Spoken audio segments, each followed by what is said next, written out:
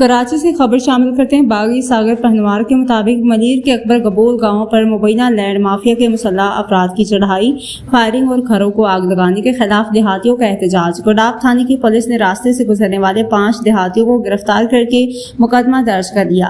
गोडाप थाने के हदूद में बहरिया टाउन के करीब अकबर गबोल गाँव के मुगेरी मोहल्ले पर मुबैना तौर पर लैंड माफिया से वाबस्ता मुसल्लह अफराद की चढ़ाई, फायरिंग और घरों को आग लगाने के वाक़े के खिलाफ मुतासरा देहातियों ने सख्त एहतजाज करते हुए लैंड ग्रेबर्स के खिलाफ कार्रवाई का मुतालबा करते हुए नारेबाजी की। देहातियों के मुताबिक लैंड ग्रेबर आबिद हुसैन मुसल्लह अफराद के साथ गांव में दाखिल हुआ, फायरिंग की और कुछ लोग घरों को आग लगा दी। वाक़े के बाद रहायशी घरों से बाहर निकलकर एहतजाज करते हुए मुसल्लह अफराद पर पथराव किया, जिसकी वजह से हमलावर फरार होने पर मजबूर हो गए।